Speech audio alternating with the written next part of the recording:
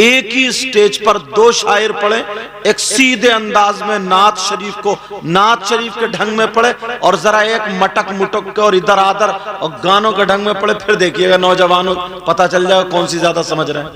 जी हक है। अगर लहजा आप पहचानते हो तो, नहीं पहचान सकते आप लहजा। ज्यादातर नौजवान मोबाइल से सर्च करके अपने आप को संवारने की कोशिश करते हैं। जी मोबाइल में अगर आप सुनोगे तो ज्यादातर आपको पता नहीं चलेगा ना कि मौलाना तकरीर करने वाला कैसा है, जी इसकी तकरीर कैसी है, ये कौन से मसलक से ताल्लुक रखता है,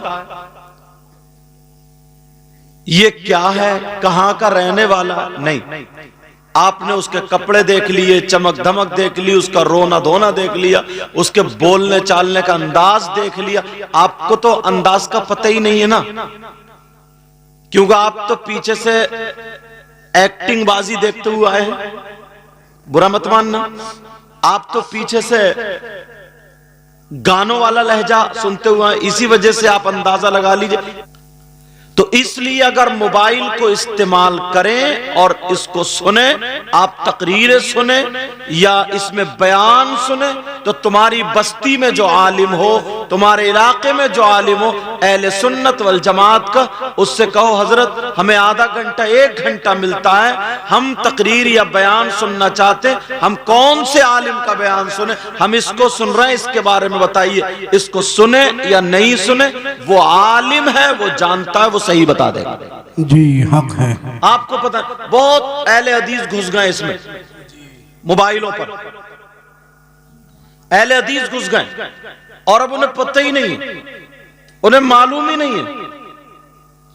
अभी मैं देख रहा था गाड़ी में, कई दिन हो गए, ज्यादा मोबाइल जब चलाया, यूट्यूब खोला तो आया, मतलब फिल्में बनाने वाले जो कॉमेडी करते हैं, हंसी मजाक की बात है, उसका नाम पूछा तो उसका नाम कादर खान, अब पता नहीं सही नाम क्या होगा उसका, अल्लाह जाने। वो बयान कर रहा है लैपटॉप खोल करके, वो शिर्क के बारे में बता रहा है अल्लाह के अलावा कोई भी हो, चाहे रसूलुल्लाह से, अल्लाह वालों से मांगना और उनको मानना, ये सब शिर्क है। ये ऐसे कह रहा हो। अब बताइए, जाहिल आदमी जिसे पता नहीं, अब वो ये चीज, और तुम्हारी समझ में बात आ जाएंगी। तो इसलिए मैं कह रहा हूं, अगर तुम्हें मोबाइल चलाना, ये बांधना पड़ेगा। लड़के ज्यादातर मोबाइल चला रहे हैं, ज्यादातर अगर मोबाइल चलाना है और देखना, तकरीरें सुनना, बयान सुनना, तो अहले सुन्नत वल जमात के जो उलमा, उनकी तकरीरें सुनो, जी उनका बयान सुनो। अरे यही तो हमारा झगड़ा, आपका झगड़ा वहाबियों से क्या। जरा तवज्जो रखना मेरी इस बात पर, क्या कोई नबी गुमराह हो सकता? नहीं। आप खुद बताओ, क्या कोई नबी माज़अल्लाह गुमराह हो सकता? नहीं। और अगर आपके सामने नबी को कोई गुमराह कहे तो आप उसे अपना दोस्त बनाओगे? नहीं। उसे अपना इमाम बनाओगे? नहीं। वो चाहे कितनी बड़ी टोपी वाला हो या कुछ भी हो, मुफ्ती आजम बैठे, अगर मैं गलत बोलूं तो मुझे पकड़ लेंगे। जी। अब कुरान शरीफ की आयत तुम इमाम के पीछे पढ़ते हो, सुनते हो, बिस्मिल्लाहिर्रहमानिर्रहीम, ववजदक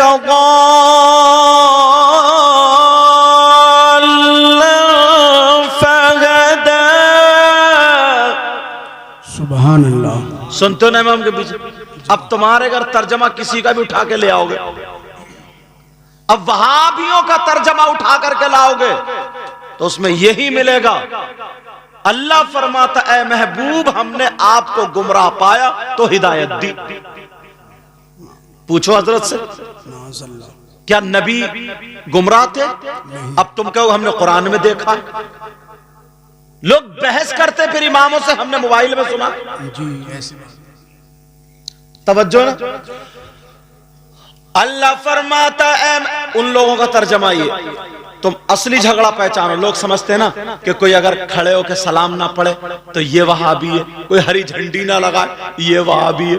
समझ रहे? मतलब कोई फातिहा ना पढ़े ये वहां भी है। उसको अगर जल्दी थी ना और वो चला गया ऐसे ही, चाहे वो कितने अच्छा सुन्नी हो, मगर लोग गुमान कर, ये खाली झगड़ा नहीं, असली झगड़ा क्या वो देखो।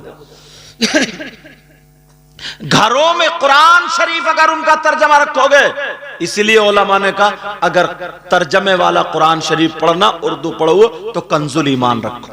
जी, क्या रखो बोलो? कंजुल ईमान। कंजुल ईमान। तो ऐसे ही ये अगर तकरीर सुनना तो अहले सुन्नत वल जमात की। हमारे कई लड़के सुन्नी ऐसे हैं, वो जरजीस की तकरीर खूब सुन रहे हैं, बस लहजे पे चल रहे हैं साहब, खूब सुन रहे हैं जरजीस की तकरीर। अब उन लोगों ने तर्जमा किया, अल्लाह फरमाता ऐ महबूब हमने तुम्हें गुमराह पाया तो हिदायत दी। बोलो क्या नबी गुमराह हो सकते? नहीं। और अगर किसी का ये अकीदा हो, ये ईमान हो, इसको माने एक्सेप्ट करे, वो मुसलमान हो सकता है क्या? नहीं। बताओ। अब वो दाढ़ी रखा के टोपी ओढ़ के नमाज पढ़ाने आ जाए तुम्हारे, तुम्हारी नमाज होगी? नहीं कुछ लोग होगी। कह देते अरे यार ये तो खाली मूली, भाई कुरान भी एक है, कलमा भी एक है, हदीसें भी एक। ये मौलवी लोगों ने अपने लिए झगड़ा बना लिया, अपने लिए बना। अच्छा ये अपने लिए बना, तुम्हारे ईमान की हिफाजत की जा रही है। जी। आज इसीलिए दुनिया आला हजरत के मुखालिफ, बताऊं क्यों? कुछ खानकाओं में ऐसा हुआ कि खूब सा ढोल बज रहे हैं, समझे, मज़ामीर और ताशे गाजे बाजे कव्वालियां, उल्टी सीधी बातें। अब किसी ने पूछ लिया कि साहब अगर कहीं के उर्स में या कहीं और अगर ये नाचने वाली औरतें ताली बजा बजा करके औरतें अगर कव्वाली गाएं, या आदमी जो फासिक व फाजिर है वो कव्वाली गाएं, तो क्या जायज है ना जायज? आला हज़रत ने ना जायज हराम, जाहिर सी बात है। अब कोई उन पीर को नहीं कहता, उन्हें नहीं कहता, डायरेक्ट ये कहता आला हज़रत ने उनके खिलाफ फतवा दिया। उनके खिलाफ नहीं दिया, बल्कि जो शरीयत के खिलाफ है आला हजरत ने उनके खिलाफ फतवा दिया। सुभान अल्लाह, सुभान अल्लाह। उनके खिलाफ फतवा दिया। हजरत अगर तकरीर करते कि चोर की ये सजा है, शराबी की ये सजा, तुम्हारे गांव में कोई शराबी है तो क्या साहब मुफ्ती साहब उसके खिलाफ तकरीर करके गए? अरे उसे पकड़ के कहो तू शरीयत के खिलाफ आई क्यों? तू शरीयत के खिलाफ क्यों? एक जगह नहीं, कई जगह ऐसी बात है। बोलो क्या नबी गुनाहगार हो सकते हैं? माज़अल्लाह बोलो, नबी गुनाहगार हो सकते हैं? नहीं। अब वहाबियों का तर्जमा उठाओ, 26वां सिपारा पढ़ो, इन्ना फतहना लका फतहम मुबीना। यहां से देखो, लियगफिर लकल्लाहु मा तक़द्दम मिन ज़म्बिक व मा तअख़्ख़र। तर्जमा उठा करके देखो, उन्होंने यही तर्जमा किया। अल्लाह फरमाता क्या हमने आपको फतेह मुबीन अता फरमाई, लियगफिर लकल्लाहु मा तक़द्दम मिन ज़म्बिक व मा तअख़्ख़र। ऐ महबूब हमने आपके अगले पिछले गुनाह माफ कर दिए। इसका मतलब क्या नबी गुनाहगार थे? तुम सीधे साधे भोले भाले, तुम्हें पता ही नहीं। तुम्हारे घर में अगर तर्जमा होता यही तो तुम पढ़ते, तुम्हारी बेटियां भी पढ़ती, तुम्हारे बेटे भी पढ़ते, तुम्हारे बच्चे पढ़ते, तुम्हारी बीवी पढ़ती, और कुरान पर तुम ये अपना अकीदा बना लेते, किसी और किताब को नहीं मानते। ये कहते कुरान में ये आया है, अल्लाह ने फरमाया हमने अपने नबी के महबूब के अगले पिछले गुनाह माफ कर दिए। अब नबी को अगर कोई गुनाहगार माने, वो अकीदा रखे कि नबी गुनाहगार है, बताओ क्या वो मुसलमान हो सकता है? नहीं हो सकता। उसका ईमान हो सकता? वहाबियों का तर्जमा यही है, मैं कहीं और नहीं। जो मुफ्ती आजम संभल, जो इनके शागिर्द फतवे लिखते हैं, ये वो हैं उस्ताजुल मुफ्तीयीन है, बड़े बड़े मदरसों में पढ़ा रहे हैं इनके शागिर्द। गलत बोलूंगा तो मुझे पकड़ लेंगे ताकि मेरी भी इस्लाह हो जाए, लेकिन बात हक बोलूंगा, सच्ची बोल। असली झगड़े का तो तुम्हें पता ही नहीं है, असली झगड़े का तुम्हें पता नहीं है, मामले का। अरे यार नबी को गुनाहगार, कुरान शरीफ देखो ना उन वहाबियों का, और वही आला हजरत ने तर्जमा किया, आए हाय ईमान बचा लिया। सुभान अल्लाह। आला हजरत बोले ऐ महबूब आपके सबब आपके अगलों के आपके पिछलों के गुनाह माफ फरमा दी। सुभान अल्लाह, सुभान अल्लाह। अल्लाह फरमाता ऐ महबूब हमने आपको अपनी मोहब्बत में खुद रफ्ता पाया, तो हिदायत दी तो आगे बढ़ा दिया। क्या प्यारा तर्जमा, ये भी तर्जमा है। अल्लाह समद। एक चीज तो ये तो कुरान शरीफ की बात कर, और इन लोगों ने हदीसों में इतना डाका डाला अपने अपने मतलब की। अगर अच्छा आलिम ना हो तो पकड़ नहीं पाएगा हजरत जी, अपनी अपने मतलब की जोड़ दी और वो निकाल दिए जी। मगर कुरान में तो ये नहीं कर सकते ना। वह इन्ना लहू लहाफिजून, जी कुरान में क्या कर सकते हैं? नहीं। अल्लाह ने उसकी हिफाजत का जिम्मा ले लिया। कुरान शरीफ में गड़बड़ी नहीं कर सकते। कितनी मर्तबा कुरान को कंप्यूटर मशीनों पे और दिमाग वालों यहूदियों जैसे चेक किया, पढ़ पढ़ के चेक किया। कोई एक हर्फ गलत हो जाए, एक लफ्ज गलत हो जाए, उसको गलत साबित करते करते खुद इतने करीब हुए, ईमान ले आए, मगर कुरान को गलत साबित नहीं करे। जी हक है। नहीं साबित। तुम्हारा मजहब तो इतना सच्चा, इतना प्यारा, इतना अच्छा मजहब है, किसी का मजहब है ही नहीं यार। तुम्हारे यहां शादी, अल्लाह समद, नबी फरमाते निकाह मेरी सुन्नत है। क्या फरमाते? निकाह और निकाह और ये खुशियां, ये सारी चीज, इन तमाम मजमूए का नाम तो शादी है जी। इसी चीज का नाम शादी है। अब ईमानदारी से बताओ, तुम्हारा मजहब इतना पाकीज़ा, इतना सच्चा, इतना अच्छा, यहां तक के सुनो बेटा, पांव से बेटा थोड़ा सुनो, सुनने की बात है। अगर कोई यहां पे या अपने घर में या कहीं पे किसी अल्लाह के वली का या किसी भी मोमिन का जिस्म वहां पे दफन नहीं है और वो वहां पे मजार बना ले, अब मजार तो हम लोगों में ही होते हैं, और मजार बना करके चादर चढ़ाए, उर्स करे, कुरान खानी कराए, सलाम पढ़े, मगर हमारा मजहब तो इतना सच्चा है ना, यहां भी रियायत नहीं करता जी। मजहब इस्लाम ये कहता है अगर वहां पे किसी मोमिन का जसद पाक नहीं है, किसी अल्लाह के वली का जिस्म नहीं है, तो वो मजार नहीं। समझ रहे मेरी बात? और उसे मजार समझ के उस पे कुरान खानी करना जायज नहीं जी। उसे मजार समझ के फूल चढ़ाना जायज नहीं, उसे मजार समझ के सलाम करना जायज नहीं, उसे मजार समझ के वहां हाजिरी देना जायज नहीं जी। इतना पाकीज़ा मजहब है यार।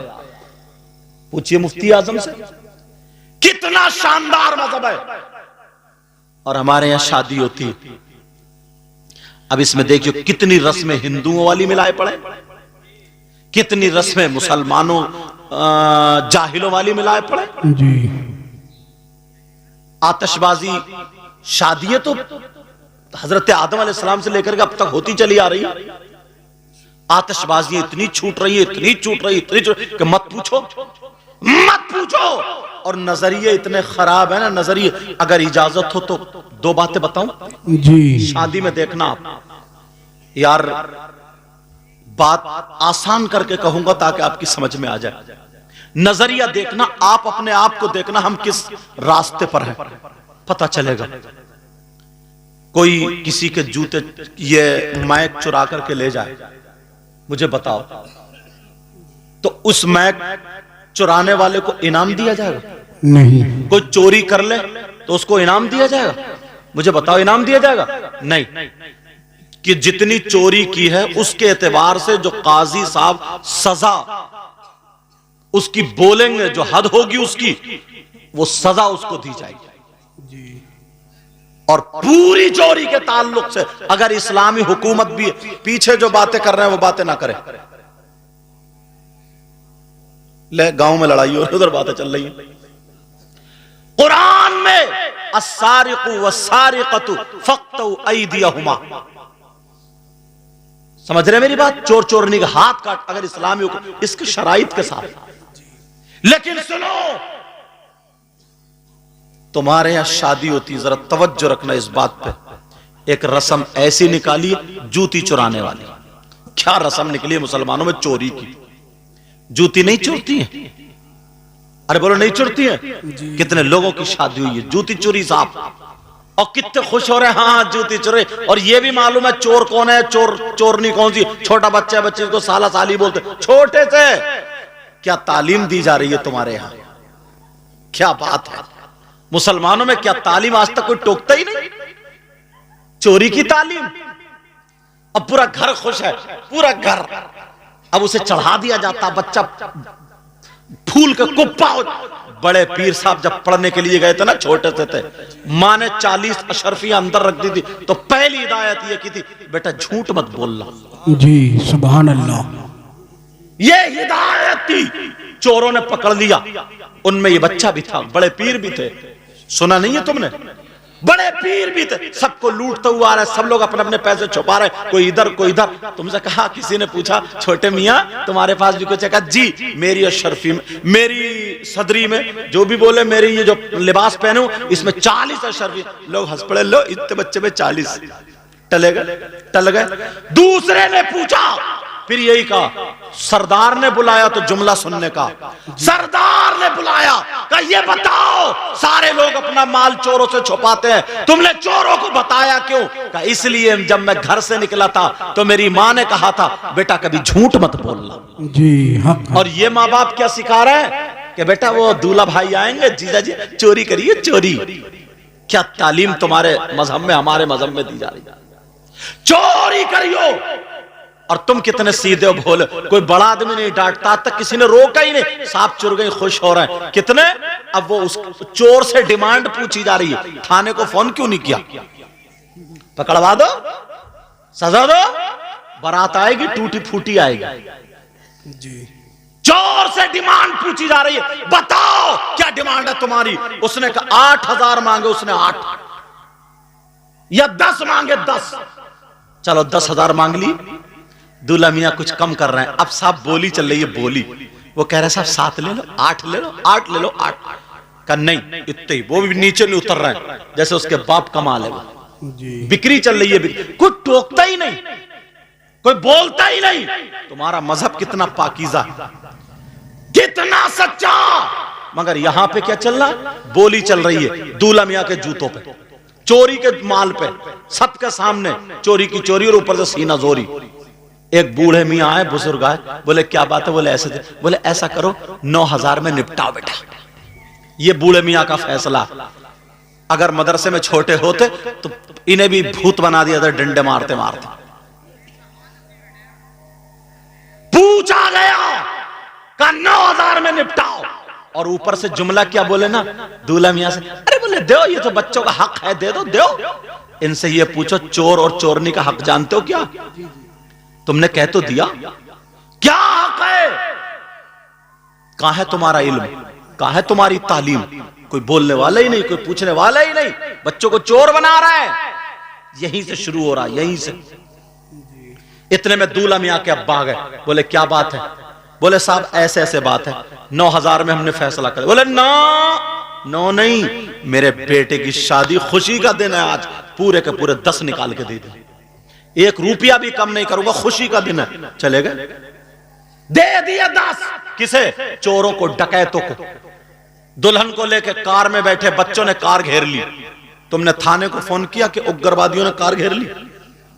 इनकी भी डिमांड 8 और 10 पे अटक गई। फिर बड़े मियाँ ने 9 में फैसला कर। फिर अब्बा आ गए, क्या बात है? बोले खुशी का दिन है, पूरे 10 दे दिए, यहां भी 10। अब इमाम साहब ने निकाह पढ़ाया, इमाम साहब ने निकाह पढ़ा दिया। इमाम साहब से पूछा गया तुम्हारी क्या डिमांड, तुम बोलो। इमाम साहब बोले 10,000। बस अब यही दूल्हा मियाँ का अब्बा को भी मौत आ जाती है। जी हक है। मौत का लफ्ज थोड़ा सख्त है, माफ करना। जी ये मुहावरा है, मतलब दूल्हा मियाँ के अब्बा भी अब बेकार हो जाते हैं। समझ रहे मेरी बात? जी असली माना को छोड़ चुका है अब यहाँ पे। दूल्हा मियाँ के बाप, उनकी भी हालत खराब, सारे लोग बिगड़ गए। चोरों को तुमने दे दिए, डकैतों को भी दे दिए, और जो मस्जिद का इमाम है, हाफिज कुरान और आलिम है, और जो निकाह पढ़ा रहा, इससे दो खानदान एक हो रहे। जी एक लड़की एक लड़का रिश्ते इज़्दिवाज में मुंसलिक हो रहा है। ये कुछ नहीं, अब कोई नहीं बोलता कि हक है, दो या नहीं। फौरन दूल्हा का बाप बिगड़ गया, इमाम का दिमाग खराब हो गया, कहीं 10,000 चल रहे हैं, सदर साहब को बुलाओ, फौरन इमाम को निकलवाओ। सदर साहब को अपनी सदारत का डर था, खौफ था। बोले इमाम साहब तुम अपना बोरिया बिस्तरा बांध लो, मैं जाके मदरसे से दूसरा ले आऊंगा।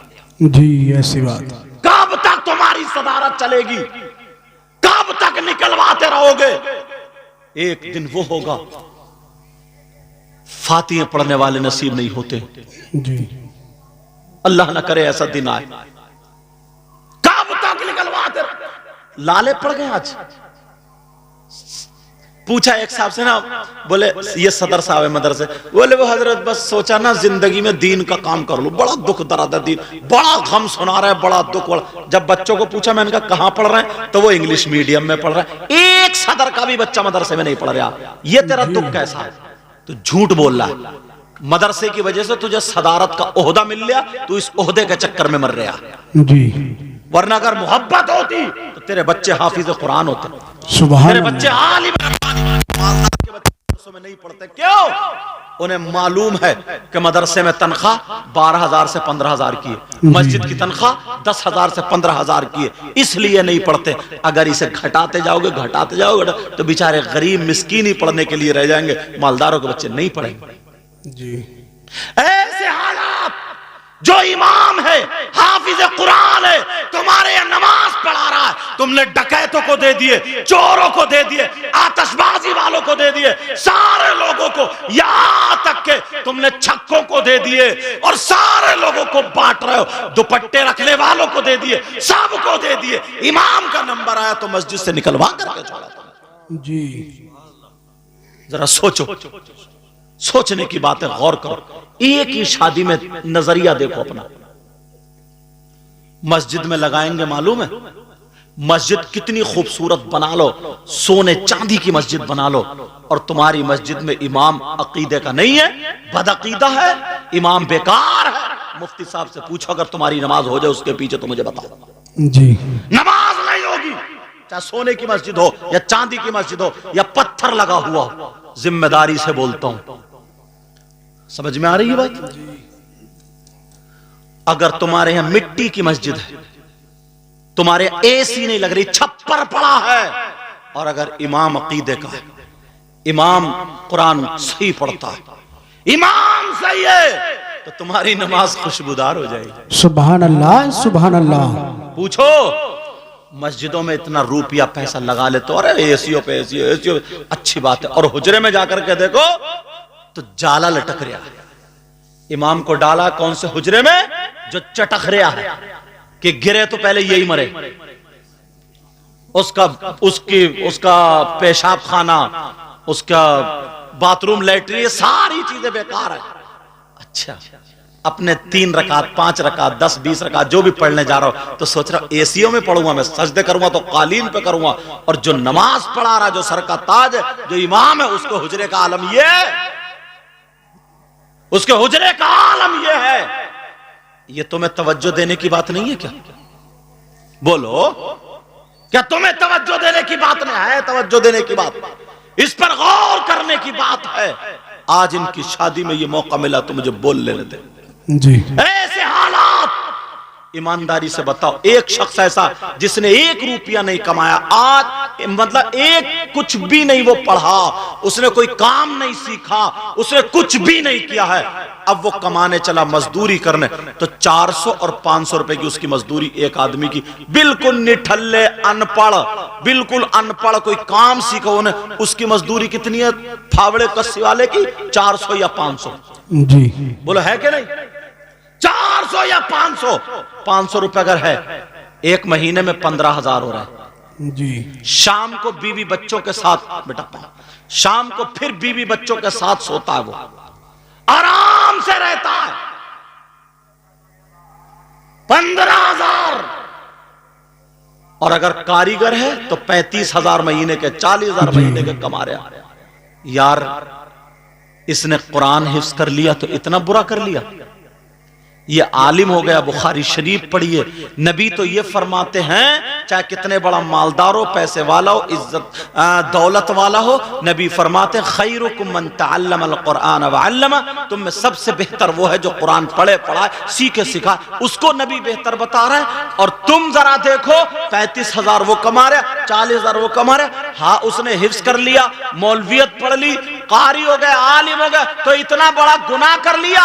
ये अपने बीवी बच्चों को छोड़ के 8-8 दिन नमाज पढ़ा रहा है, तो तुम 10,000 में रखना चाह रहे हो? 10,000 में। और माफ करना मुफ्ती साहब बैठे, बोल रहा हूं, बाज इमाम के पीछे ना नमाज दोहरानी पड़ती है जी। उसकी वजह बताऊं? हमारी कौम जो है ना, हमारी कौम, मैं अपनी तकरीरों में कहता हूं, हाँ, हमारी कौम सबसे ज्यादा सस्ती 2 चीजें खरीदती है, 2 चीजें अपनाती है। एक कुर्बानी का बकरा, एक मस्जिद का इमाम। जी। यहां नहीं देखती नमाज होगी नहीं होगी, समझे उससे पढ़ना आ रहा है नहीं आ रहा, समझे उसके मसाइल कुछ थोड़े बहुत याद है नहीं है, कोई मतलब नहीं है, बस लहरा मार रहे। एक तो ऐसे बढ़ रहे मुस्तकीम, अरे हम मुफ्ती साहब से पूछियो नमाज होगी क्या? खलास, खत्म। और तुम झूम रहे हो, यार बड़ी प्यारी आवाज है, बड़ी प्यारी। तुम्हें क्या पता किसके खेत में किधर को पानी कट के जा रहा है? क्यों? तुम्हें सस्ता मिल जाए, 8,000 का मिल जाए, 10,000 का मिल जाए, और खुश होते हैं हमें, यार अब के इमाम सस्ता आया, वही सस्ता बढ़िया आया। और वो कुर्बानी का बकरा ना बिल्कुल मरा खुरा, पोंक चल रही है उसकी, पोंक 10 चल रहा है उसके 10, बेचारे को 3-3 दिन भूखा रखा गया, और जैसे कुर्बानी का बरसीन उसके मुंह में ठूसा जा रहा, तो पोंक नहीं चलेगी? बच्चे गले में रस्सी डाल के मोहल्ले में घुमाए फिर रहे हैं, बोलो कुर्बानी होगी, आगे को खींच रहा है, वो पीछे को गिर रहा, टांगे लड़खड़ा रही हैं जैसे इसकी बीपी हाई हो गई हो। चेकअप कराया जाता, कोई कल अच्छी नहीं निकलेगी इसकी। ये लाएगा कुर्बानी साहब, कितने का? बोले 4,500 की बकरी लाया हूं साहब, अब के कुर्बानी होगी, बकरी लाया मरी खुरी। कुर्बानी तो हो जाएगी अगर कुर्बानगाह तक जा रही है तो, लेकिन मैं जहां बोल रहा हूं वो समझो आप,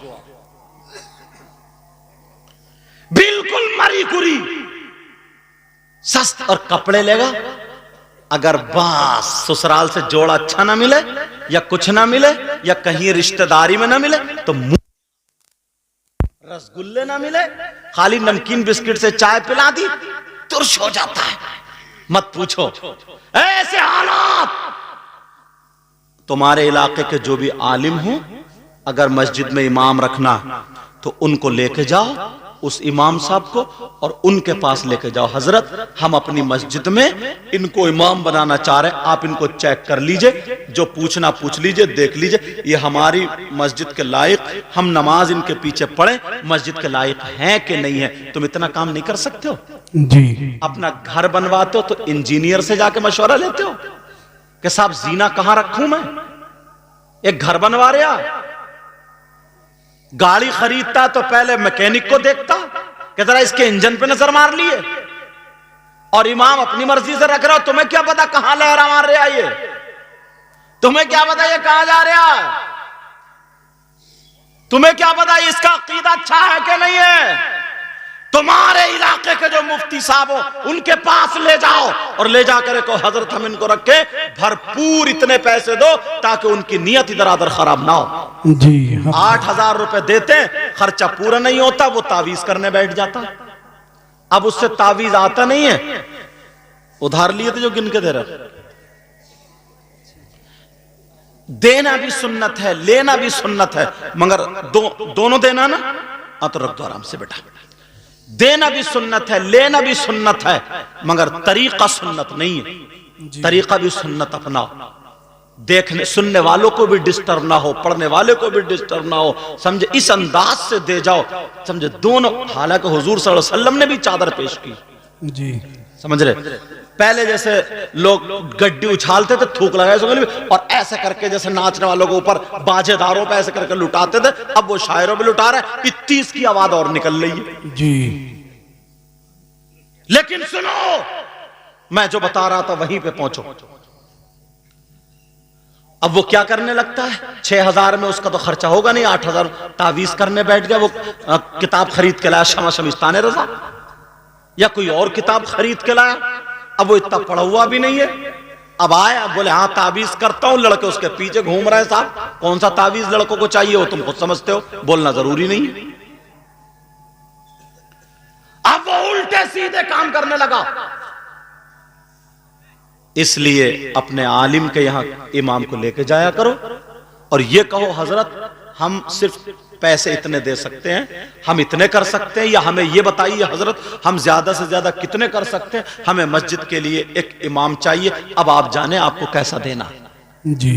अगर उसका अकीदा गलत होगा मुफ्ती साहब भेजेंगे तो ये भुगते, तुम नहीं भुगतो। समझ रहे मेरी बात? हाँ, अगर पता चल गया तुम्हें इसका अकीदा खराब है फिर भी तुमने छोड़ दिया तब तुम भुगतोगे, तब तहकीक करना और मुफ्ती साहब के पास लेके जाना। समझ रहे मेरी बात? लेकिन हमारा मजहब इतना सच्चा, इतना पाकीज़ा, इतना अच्छा।